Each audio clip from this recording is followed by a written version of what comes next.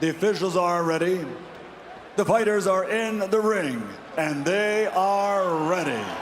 So for the thousands in attendance and the millions watching around the world, ladies and gentlemen, let's get ready to rumble! Welcome to the DJ Scottos What, Why Now podcast, where I'll be inviting special guests onto my show to ask them questions about their life and success stories. For this week's episode, I have another special guest to find out what it was like growing up in Hastings, attending the Royal Academy of Dramatic Art and Southeast Theatre Society, the decisions moving to LA, how he got on to be the main talk show of young Hollywood, modelled in major campaigns, and now starring in the likes of Gerrard, Bruce Willis, Nicolas Cage, and his latest movie, Plane. I'll also be finding out about his investments in media companies that are focused in the health and awareness space, and how he's found himself around some of the world's biggest names in Hollywood. I'm really excited to introduce our very special guest today. Let's make some virtual noise for Oliver Trevena. First, Ollie, thank you so much for joining my new podcast. How are you, by the way? I'm all good, mate. I'm all good. All good. Nice to be here. Good. I know you travel a lot. So where are you right now? I'm in Bari, Italy. I've been filming here for like 3 weeks, and I've got 2 weeks left. Excellent. So yeah, I guess with the type of role that you do, the job you do, I guess you could be anywhere, right? All around the world to do these type of roles. Yeah, I mean, look at technology, right? Look, we're talking now. I think it's the movie stuff takes me on the road a lot because nothing ever films in the same place. Yeah.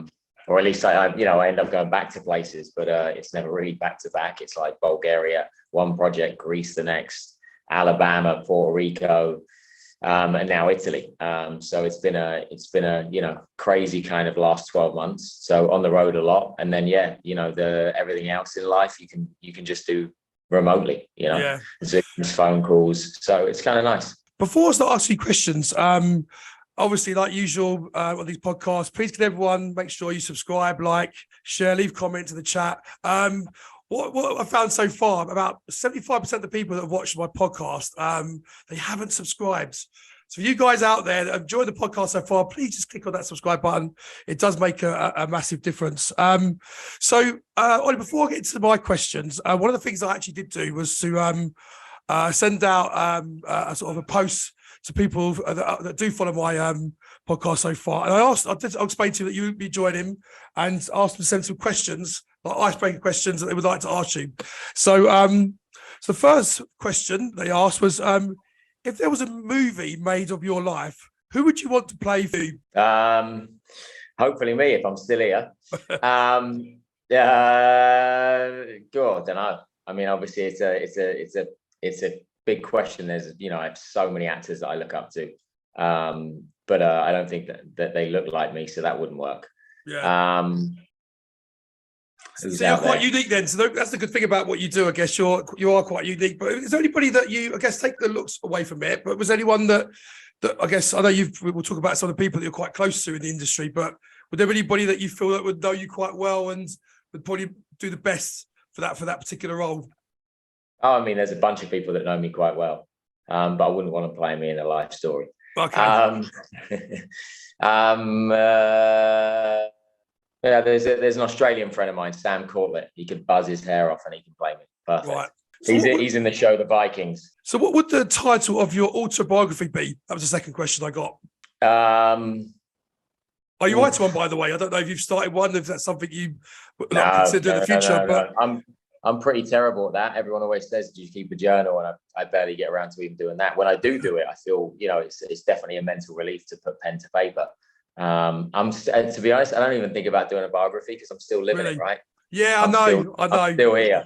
So, and I don't think, I'm 41, so I don't really think maybe when I'm 60, 70, 80, I'll start to, think about doing a biography. But right now it's way too early. Okay. Way too early for me. Actually, you've kind of answered this question already. You said that you ever been told you look like someone famous, and who was it? This is the sort of question I got from the guys, but have you ever been told you look like someone famous, and who was it? Yeah. I mean, obviously, Jason Statham is, a dear friend of mine. Me and him get. That's what I would have said actually. If I was answering that, of course. Yeah. So yeah, we've had that. That's about it. It. I used to, have longer hair back in the day. There was a few people then. But... If you could go back in a time machine, I could star in any movie. Which one would it be and why? I'll do the Goonies. Okay. Why is Yeah. that of interest? One of my favorite films, and looked like it was such an adventure and so much fun to film. You know, to be a kid in that movie must have just been so much fun. It does look mad, doesn't it? Actually, is there anybody that you sort of would go back in time and love to work with that maybe not working in the industry now? Yeah, I mean, you know, Steve McQueen. He's incredible. I would have loved to have done something with him. But there's so many people still here now. So there's, you know, the likes of Anthony Hopkins, and Michael Fassbender, you know, so Meryl Streep. I mean, the list could go on and on and on. Yeah. Do you have like just a side question to that? So the questions were quite random. But the side question: do you have like sort of going through this process and you're doing what you're doing right now? Are there like a list of people on your target list? I'd love to work with those guys, or is it just? I don't have like target lists. I don't really do that whole in my subconscious. Like obviously there's people like there's, you know, I get to work, you know, when I work with Nicolas Cage, I was like, oh my God, I'm working with Nicolas Cage. What a bucket list thing. But I didn't have that before going into it. It wasn't like I'm desperate to work with Nicolas Cage. I think there's people there. I think through my own journey, I've kind of just tried to let life just unfold as it's meant to unfold. You know, you can have goals and obviously like there's a deep core feeling of what I want to do. And obviously I want to make great projects and do great movies and get to work with amazing people. But I try not to emphasize too much on the, I guess the meat and potatoes of it all, you know?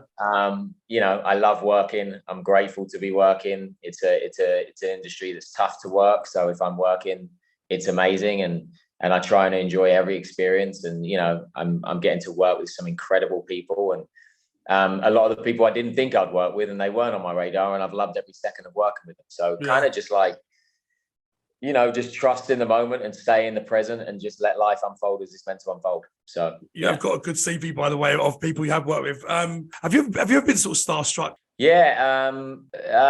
I mean, for me, it's a little bit different, I think, because of my hosting days. I was, you know, I don't know, I must have interviewed 10,000 plus people and pretty much met most and just got used to people. And you start to just realize like we're all the same, you know. You're the same. We're all doing the same job. But of course, there's a massive respect and admiration I have for certain people. I remember meeting Elton John for the first time and was just a little bit like, oh my God, like, you know, chatting with Elton John. There's people that stick out like that. I wouldn't say so much nervous, but people that just have that, like, you know, time just slows down a bit. You're really like, oh wow, like this is happening. To be honest, another one was Steven Gerrard. When I met, obviously I'm a big Liverpool fan, so when Stevie came to LA and played for a year or so, sadly it wasn't longer, but we got introduced and he was just brilliant. You know, I got him to call my dad on the phone. I must have loved that. Yeah. We were sitting there having some drinks, and I remember calling my dad and saying Steven Gerrard's here to say hello, and he got on the phone and Stevie was like, hey Michael, it's Stevie. The first thing my dad said is, no, it's not. And they actually had a back and forth like for 2 minutes where he had to prove that it was him to win over my dad. So moments like that will always stay in my mind, you know. I think it's that, for me, it's those people that were really part of our childhood, you know, that really have a core influence on us, whether it's a football or whether it's music. Those are the people that normally it hits harder. Because they've just been such a big part of your life. You know, even whether you knew it or not, you know, it could have been songs your mum and dad played, and then you meet that person, you're like, oh, I won't even, you know, I don't really listen to their music myself, but there's a massive like feeling that comes towards meeting that person. So thank you for that, Ollie. And there were quite random questions, by the way. So thank you for answering them. I wish I had some better answers. The other thing as well, as you know, I'm just we had a night shoot last night. I got to bed at like 4:30, and now I'm up and still waking up drinking my coffee. So I probably have better answers in a couple of hours. now I know more than I've ever done in my life how bloody busy you are. So I really do appreciate you doing this. It's a pleasure. I'm glad you're giving your dreams a go. So. No, definitely. So I do like to go back to the childhood bit. So and I do love this place, by the way. But what was it like growing up in Hastings? I mean, look, as you know, I have an amazing family. I have 3 older brothers, my mum and dad. Very thankful that everyone's still together and with us. It's like I feel like any childhood is tough, I had a great childhood with the family, but I think just being a bit like different, like I was a theatre kid, I was a dancer kid, I did ballet from like 4 years old. And looking back, it was amazing. It was great. But looking back, it wasn't the easiest way to fit in Hastings, Yeah. There was, it's probably a big part of why I always felt like I'm a little bit different because I was, Yeah. People were going out with their mates on the weekend and I was wearing tights and lipstick and doing a theatre show, it's a little bit different, but I'm so grateful for it as well, and it gave me so much structure as a kid, and it made me understand what I wanted to do and who I wanted to be. And, so as hard as it is, like anything, I feel like the challenges and the failures in life shape you to who you are. So yeah, of course. I mean, long story short, it was tough, Right. for sure. But it worked out. Good. And then, so what have you got like a favorite childhood memory?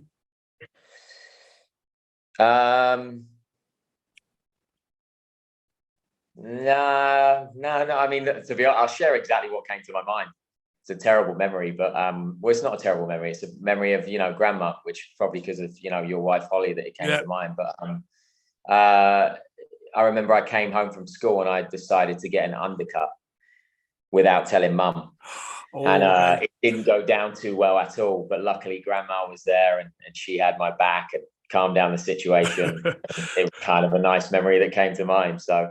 I don't have that luck anymore of being able to have an undercut anyway. So took that problem away.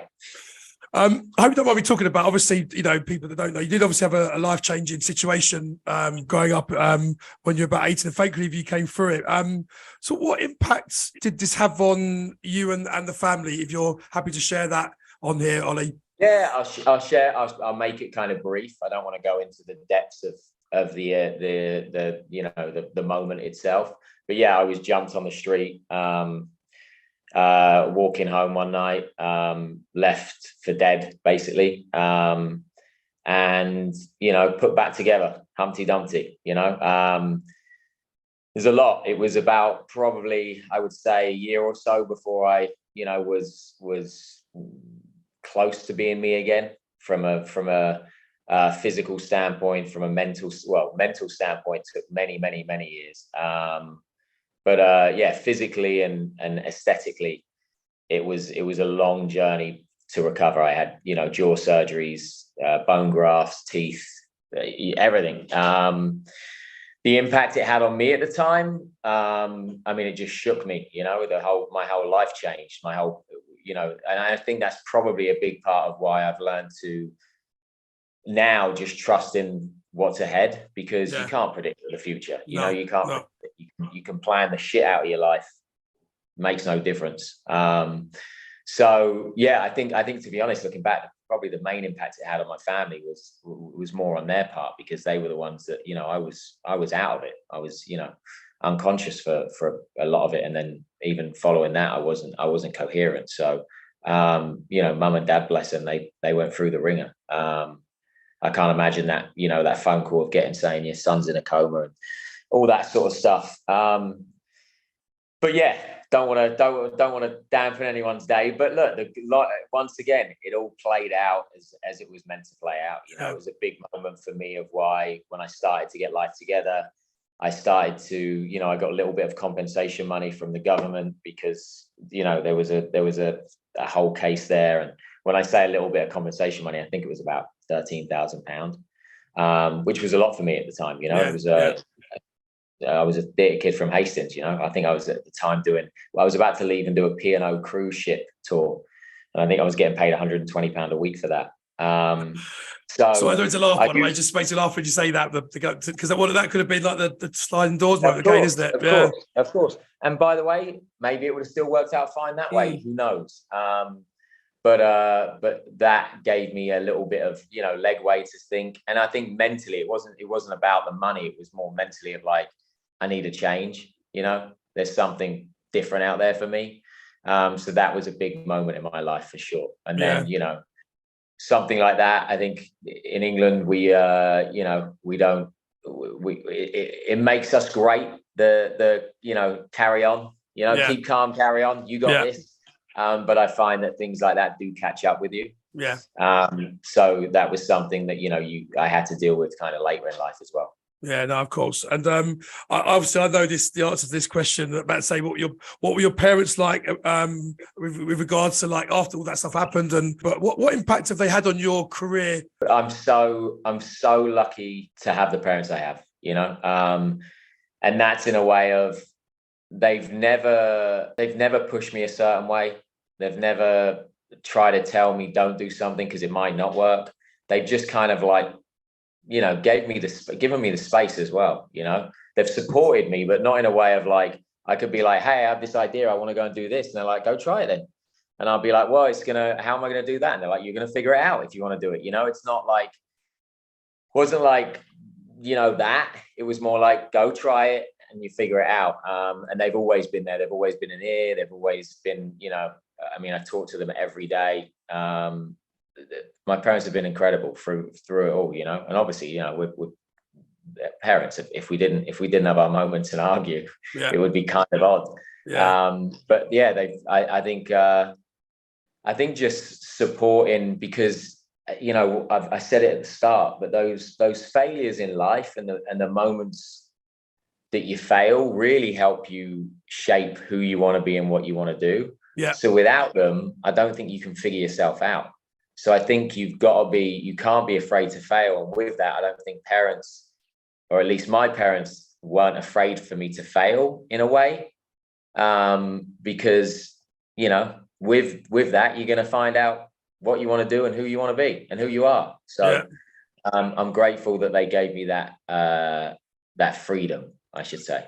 I've got to say, just to add to that, and it's not because I'm talking to you, since I've ever met your mum and dad, I've never seen them down or anything. They're the most bubbliest people. They're very infectious as well. You like a bit like, they come over and they're just, your mum especially, is just like, she's always bubbly and smiling. You get them when they arrive. You should see them 20 minutes before on the M25. You'll definitely see a different side.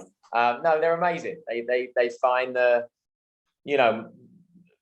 mum has this ability to just, find the good. And, I think probably because of the stuff that we complain about and we've been through, our parents had it pretty fucking hard. Exactly. Yeah. They had to find their way around. We obviously like social media and all this technology that we have is a can be a necessary evil, and it can have its moments, but look at how fortunate we are to be able to, click on my phone and have food delivered to the door, or jump in a, taxi, and, the ability that we have to live the way we do is a blessing. And I think, they grew up in such a different time. So the stuff we stress about is laughable to them. I know. And I just one more thing on them. I follow you on social media and stuff, and I think most people probably, and I think I've heard you say this quite a few times, that you sometimes they're your mum and dad, but they're like I think you said they're like your best friends as well. And seeing some of your interviews or seeing them photos and stuff is they come and see you quite a lot as well, or you might be traveling somewhere. Yeah, they'll be here on Wednesday. My mum's going to embarrass me. I'm not going to introduce them to these people because they'll make that's the complete opposite. Because I can see some of the social media and some of the photos that sometimes I've seen with Holly's phone as well. They're around literally all the people you ever meet, and I can imagine just how they are. They're just like so natural in the way that they're not. I don't think they're very starstruck. And even your dad as well. I can just imagine they're just. Oh no, they still have their moments. They do. Okay. Yeah, but I can imagine They my still mum. have their moments. Yeah, but I can imagine like, oh, mum, please don't tell me that. Don't say that. Don't do this. You're gonna embarrass me. But I could just imagine they're just so No, great. I still say that to my mum. Trust me. Okay. You just don't see that posted I on just see the Instagram. good. All right. You've had a big round. Which once again, I think is just so, such a part of life that we all know it's true, but it really is. It's like we don't show every real moment on Yeah, of social course. media. Yeah, no, I hear you. So just before we sort of get into the US bit, obviously you went to I guess one of the best places to go to learn what you're doing now. So for people that don't know, you attended the Royal Academy of Dramatic Art. So what was it like going there? And like I say, obviously, what impact did that have on your career and the benefits you're seeing now?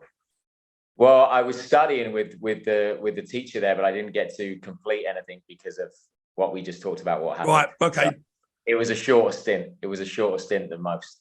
Right. But I think that's the blessing. I mean, even to be honest, the teachers I had as a kid, all the way up to, when I moved to America, I will say in London, we have, I I found great coaches in America as well.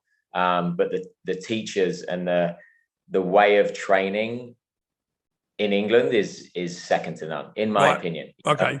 And I think, it's tough as well, because I remember like when I was, I say auditioning, it didn't feel like that at the time, but when you're going up for some of these schools and you're having your kind of, intake exams and stuff like that, you have to sing, you have to dance, you have to act, you have to do it all. And it at the time it feels a bit frustrating, because you can feel so confident in your acting, and then suddenly they're playing keys on a piano and they're like, okay, sing. And then they're like, great, put your tights on and dance. And I think looking back, it was such a blessing, because that, kind of 360 approach helps in every area. I talk about it now, but there's so many of the last, movies that I've done in the last year, especially, that will be coming out. There's so much fighting and fight sequences, and the stunt team and I, always get on great. And I think a lot of that is to my dance background, because you're doing if someone's putting a massive spear in my hand and it's a 13th century thing, or even just a fight sequence, everything is a routine. Yeah. And so that memory I had from being taught a dance routine is the same on set. It's like, it's all timing. You've got to come in on doom, doom, doom, doom. And then you got to, and I feel like that, so everything that I learned in those days, Paul Chappell was the guy I worked with at RADA, and I have massive respect for. I don't know if he's still around. I mean, when I talk about these days, I feel like I should probably reach out and say hi, or at least say thank you. But yeah, it was a different experience, as I said, because life happened and kind of shifted me out of the trajectory that I thought at the time. But yeah, I mean, so many great places I trained at. RADA, Pineapple Dance Studios. I don't know if that's still around in London. I think it is. I think it is, yeah. Not like I go to, by the way. Yeah. That was amazing back in the day. Trying to think of any other English teachers I can give a shout out to. But yeah, it was great. It was great. What would you say was your highlight in the UK that you're quite proud of with what you were involved in before you went to the US, like shows or some dance and stuff? I mean, I love being on stage. I miss that for sure. The theater element of it. I mean, I did so many shows, from Nutcracker, Midsummer Night's Dream. So many plays and productions that live theater element is always special when you're on a stage and you're looking out, and that moment for me, or moments I should say. And then, even as a kid, I was doing music festivals, and, I must have, I'd audition at Pineapple Dance Studios for boy bands, there's so many happy memories. I don't think there's an in particular moment or highlight. And I don't even think there is for me now, because once again, like, I hate to keep saying it, but I'm still here. So yeah. You're about to go to LA. When and how did you decide Los Angeles? What was the thought process, and what made you want to go there? All honesty, there was a friend there, and I was like, I'm going to go visit, and that was it. Never look back. Know? I mean, of course, I've looked back. I come back home all the time, and I love, I think even more so the longer I've been there, I absolutely love England. I don't know what's on the cards as far as where, people always say that as well. Where will you live for the rest of your life? I'm like, I have no idea. Yeah. I have no idea. Every time I visit, I visited Italy, and I've absolutely fallen in love with Italy this time in a different way, because it wasn't like a week's holiday, getting smashed up in Sardinia. It's been meeting the people and working with the people, and you have a different experience. But yeah, I went there to visit a friend and kind of thought there's something here and I want to stay. Right. At the time, there wasn't a lot of British people there. There wasn't, a lot of, definitely not Brits in entertainment. It was quite a small little, group, which I kind of liked as well. It just felt like there was more opportunity there. Right. It felt like I could make a dent there, Yeah. And when was that, Ollie? I went with my gut. So when was that? Now, I was, 22, so 19 years ago. So the anniversary's coming up at some point in next year. Wow, 20 years. Is it 20 I don't honestly, once again, I don't even keep track of any of that either. I just no idea. Yeah. I couldn't even tell you the month I moved there. Yeah. Okay. So obviously, you came to LA, and from what I understand, I guess the job you started to do first was the main talk show on Young Hollywood. Was that the first big role you had? Yeah. Hosting ended up being the first job. I mean, I went there with the intention of, continuing what I was doing in the UK. And, had some music offers, worked with a couple of music managers, an amazing guy called Dick Scott, who did like New Kids on the Block and Marky Mark. And he became my manager for that side of the business, and made a ton of intros and met a lot of people. And I started with an acting coach, and, there was a lot of, I guess, work before any of that. Did a couple of small roles on TV shows. And then out of nowhere got offered a hosting gig. I guess TV presenting, we call it in the UK. Yeah. Had no training in it, had no experience in it. But I just said yes and was like, done, I'll do it. And literally it was within 48 hours, I was on a red carpet with a microphone. Wow. And kind of then that evolved into, it was a live red carpet show, and then it went into its own studio and was its own format and production, and that was Young Hollywood. And did that for many, many years. And then, everything from, the pre-shows for American Music Awards, the Grammys, the Billboards.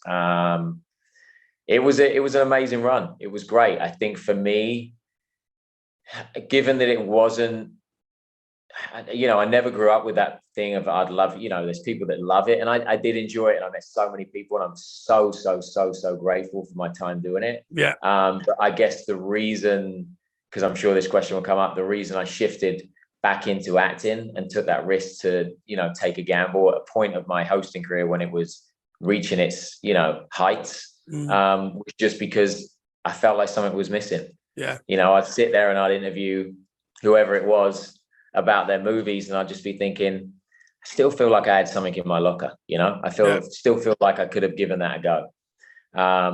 So I did. And that's, it's day by day, but touch wood. It's going all right now. And who knows, who knows if hosting is in my future as well. So yeah.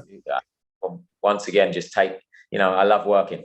Yeah, no, well, I can see that from getting to know you a bit more, obviously, over the last few weeks. Some people probably take this for granted or think it's very, very easy. But when you're auditioning for any movie you have to apply for, or roles and stuff, what is the process from start to finish that you have to go through to get right, Ollie? You've got the role. Are you just approached to say you've got it, or do you have to audition? No, I mean, look, every situation is different, for sure. Sometimes, I've done a movie and the director who I've worked with already, or the producers that I've worked with, are like, hey, we've got this, new project we're doing in the fall, or we're starting this summer. Did you want to take a read, see what sticks out? Or it could be like, take a read of the script. There's a role of X, Y, and Z we're thinking of you for, and then, from that moment, it will either be like, great, you liked it, you're starting on this date, or it'll be like, great, you like it, the director needs to see you on tape, and you'll put a self-tape down due to the world that changed. Self-tapes weren't really a thing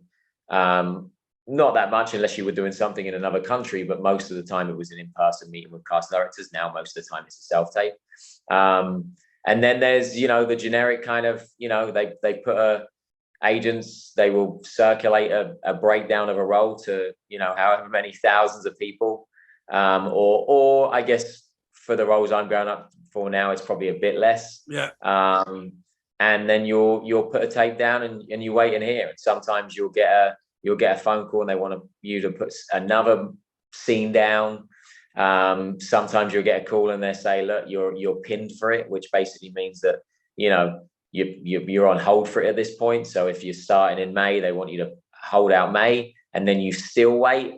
And then you might find out, hey, the offer went out to someone else. I mean, it still happens all the time. I think that's the tough part until you're, top of your game, like, A list, you're the name that green lights a movie. I think everyone's still on the same cycle. And that's the tough part, because you'll go from, working an amazing film, and then you have to put an audition down, and then you're told you've got it, and then you haven't got it. And then you're told, we want you again, but they actually made an offer for a bigger name, or this person came in last minute. And, it's hard. I think that's why I enjoy the business stuff as well, is because it gives me something to do. Yeah.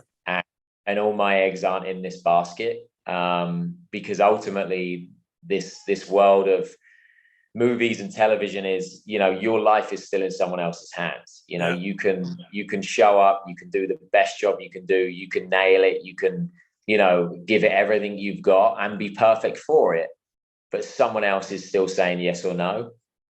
So I like having some control in other areas where I'm like, okay, if I put, a lot of work into this, I'm pretty sure I can make some money and do good with it and enjoy the process of it. So, it's a juggle, but I'm grateful for the juggle, because it gives me some sort of core control of my life, as opposed to the unknown that comes with being an actor. Yeah. And you know what? You just said something there I wasn't aware of. So I'm glad I asked a question about this pin moment where you're like, you guess obviously there's loads of things that come up. So if you're pinned, are you effectively saying that you can't even go for any other roles? Pretty much, yeah. Wow. Yeah, pretty much. Yeah. And you might not even get that role still, because Exactly. that could change. So again, people that don't know that. Even when you get the role, I've been booked for, I've auditioned, several times for a project. I've got the project. I've signed the contract. I've waited 2 months to get on the set. I've done the training.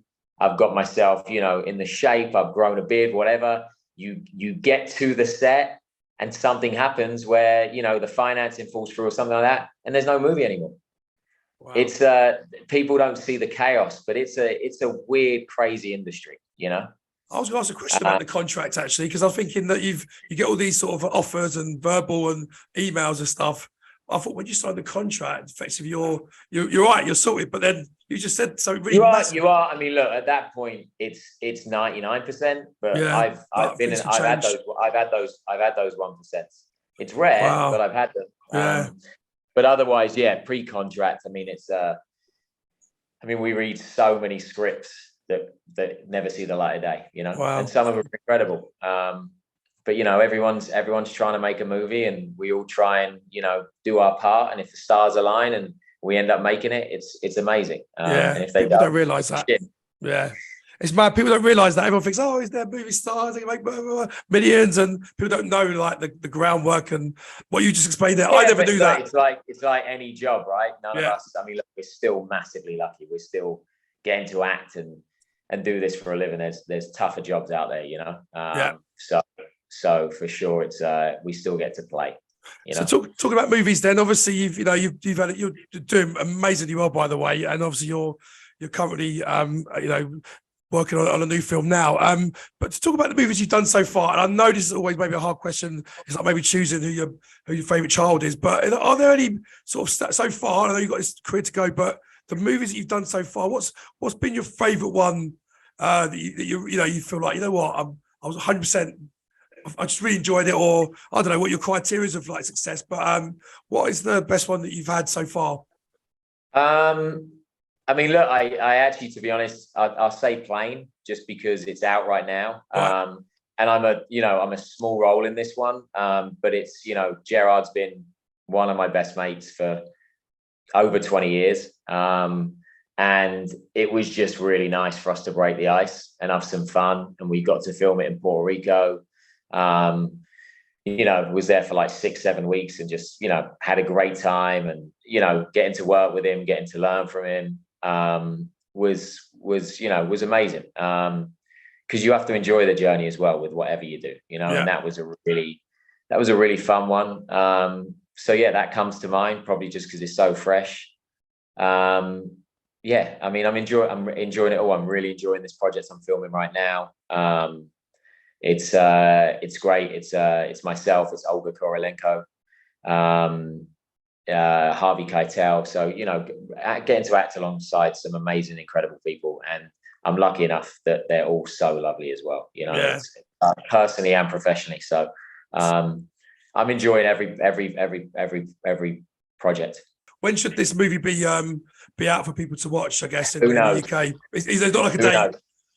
No, the way you basically you film a movie, you finish the movie, and then you'll probably hear about, they edit the movie, which is depending on the size of it, it's probably another 6 months post-production.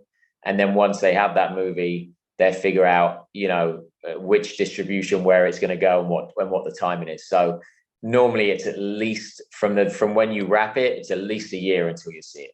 Wow. I mean, I finished playing not last September, the September before. Right, okay. So that was 18 months before it came out. Wow. Okay. No, that's again. 15 months. That's my math. Good insight as well to understand that, actually, because again, you just think like you did the movie. I'm going to try and say I can relate to this, because when I had to edit the podcast, it takes me ages, about 12 hours or something like that. And so now I can understand why it takes 6 bloody months. And I'm only doing an hour of filming. So I'm not trying to say I know, but I can kind of a little bit relate to that. So just on one question, because I did watch a preview of your previous movie, and you obviously got your accent as well. Like, how good are you with accents? Is that a natural thing, or do you have like a particular favourites, or do you have to learn it? I mean, I don't know. I'm sure there'll be people out there that won't like my accent. I enjoy doing them. Irish for me was obviously, grandma, and we have that. You heard it a lot. So it's an easier one to go to. But accents are great because I get to play a lot of characters, which I'm enjoying. And when you're a character, you can really delve into that role, and whether it's the accent, whether it's the the look, the aesthetics. I mean, I've done so many different characters in the way of like really play dress up, So yeah, I mean, I enjoy accents. It's always a challenge to learn it, to stay in it. It's part of the job. I think the more accents you can do, the more roles you can go up for. No, I thought you were very good, by the way. I thought it was very good. So, appreciate it. No, very, very good. So just quick, I just want to touch one more thing before we talk about your investment company, Ollywood Media. Obviously you did do a bit of modelling with All Saints, and I think I saw All Saints of that on your shirt actually before we started recording. See there? Somewhere, there you go. There you go. So when did that all come about? I know, was that before you went to the UK? I mean, honestly, I think part of the job now is an actor, or whoever you are, is when you're on a platform, is you get brand deals. So it's everyone's doing it. But for me, it started. I mean, as I say, I had the manager Dick Scott. I mean, he did Mark Wahlberg's kind of infamous Calvin Klein campaign, so he had me out there modeling from day one of landing in the States. So I did some kind of major brands, and it was a great platform for me, and great exposure, and but that was I was in my 20s, so it's not as much anymore. I have no problem with taking a photo and doing something.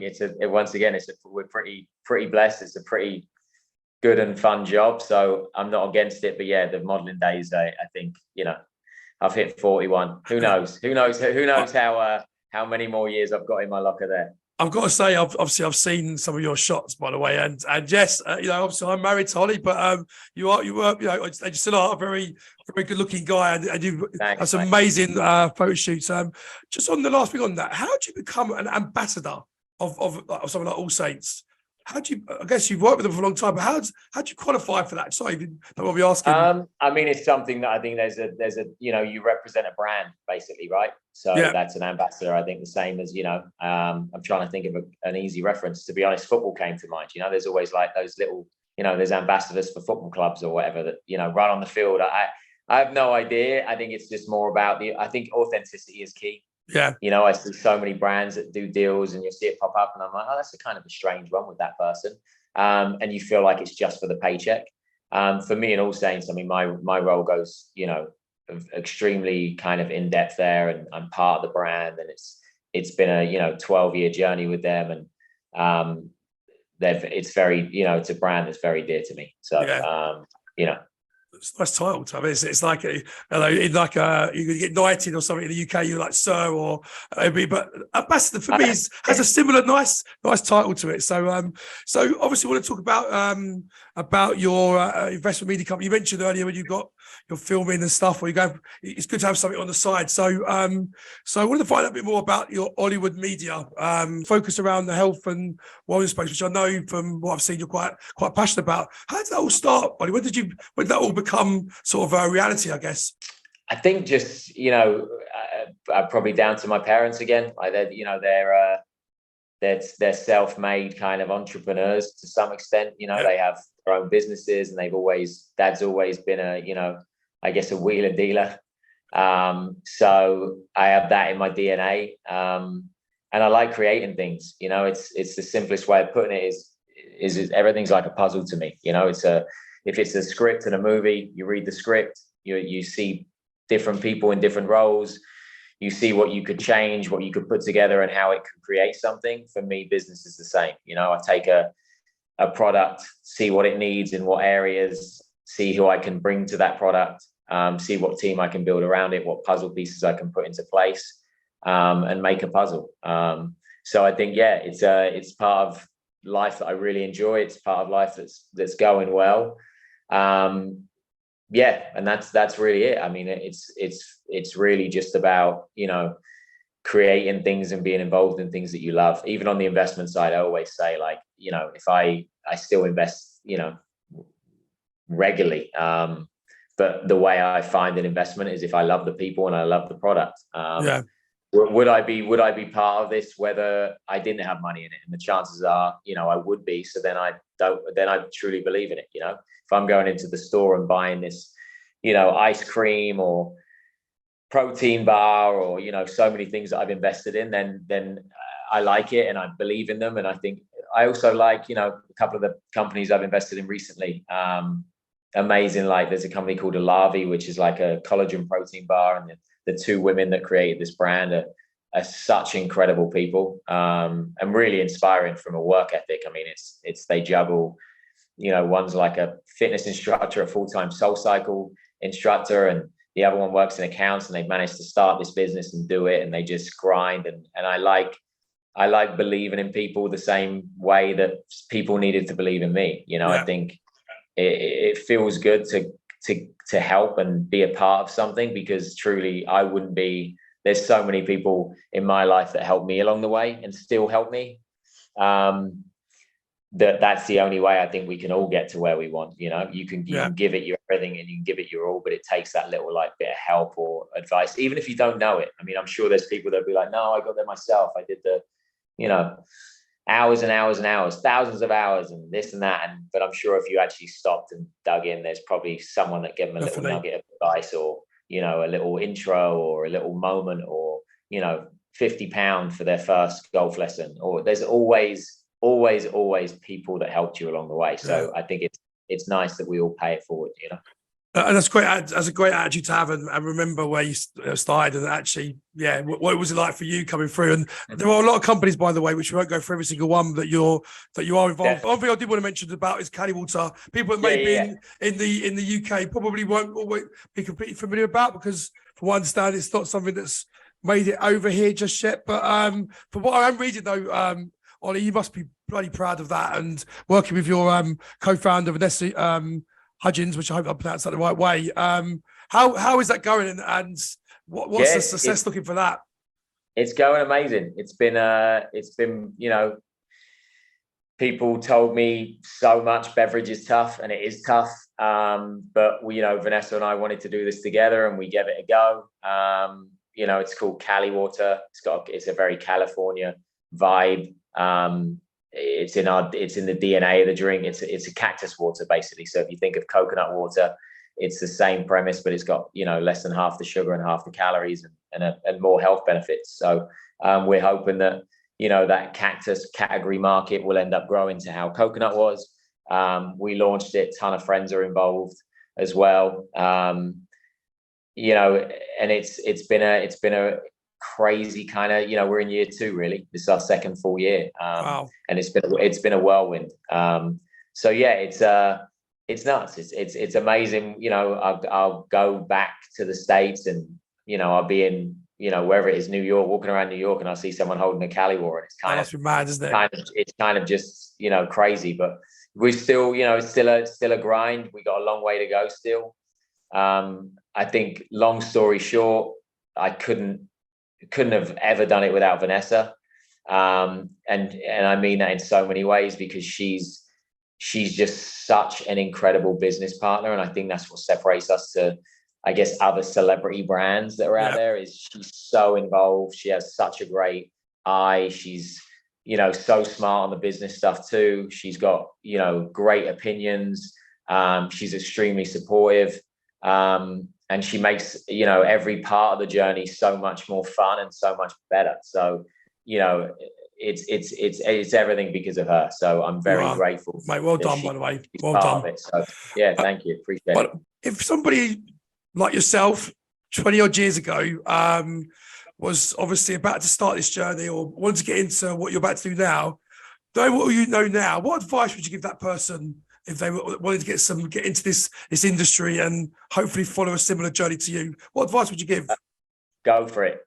That's it. Because persistence. There's no trick to it. There's no hack to it. There's an element of luck that plays into it that none of us know how that's going to unfold or when it's going to unfold. So I think if you truly want to do it, as far as like be an actor, be in the entertainment industry, you have to just go for it. And be ready for, setbacks and failures and pushbacks, because there's no one, I don't think so. I've never met anyone that's told me a story about how they got into acting and they've worked every day since, Yeah. So be prepared, for the no's, because it's part of the journey. What are you looking forward to in the future, most personally and professionally? It's terrible. I keep saying the same thing, but I'm not looking forward to, I'm looking forward to people seeing the movies that I'm making. And I'm looking forward to just continuing to work. I really, really am, loving it and enjoying, every second of it. And it's kind of crazy, as I say, I'm 41. I mean, life presents itself when it's meant to present itself. I would have, looking back, I thought I was going to be, working nonstop as an actor when I was 25. It didn't happen. It's happening now, and so I'm just looking forward to continuing that and working with different people and meeting different people and learning from different people, because it's an industry where you get to surround yourself with some incredible people, and I think if you're open-minded, you get to learn so much, personally and professionally. Last couple of questions. How do you overcome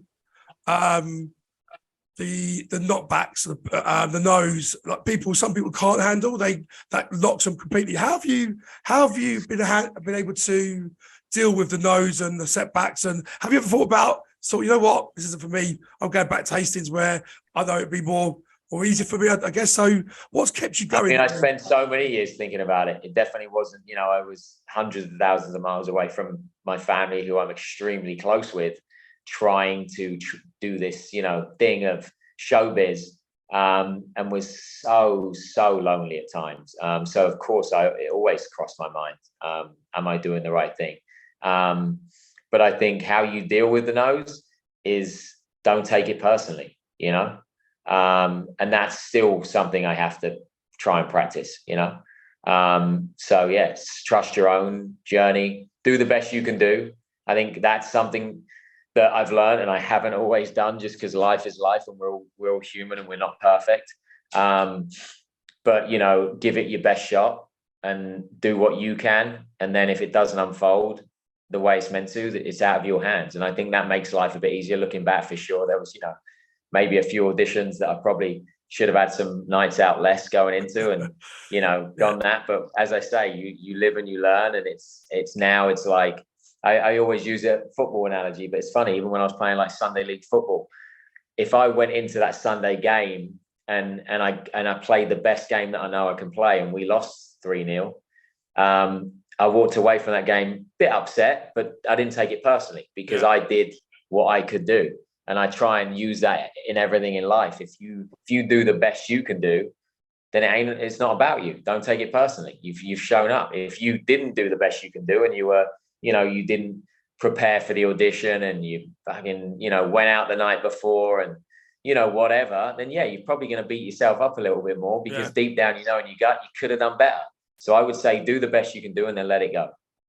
Cool. No, great answer. And the question I ask every single person at the end of this: how do you want to be remembered?